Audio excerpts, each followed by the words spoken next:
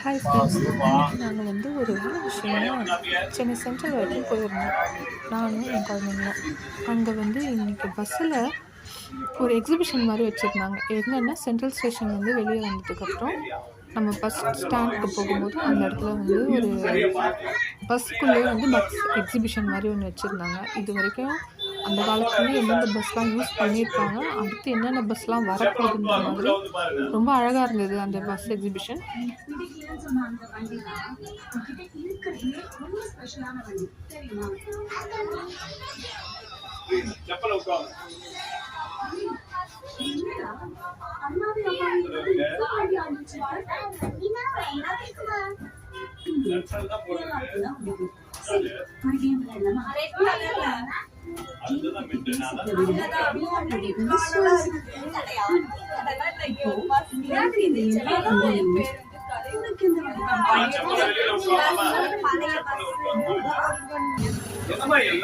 பண்ணாங்க.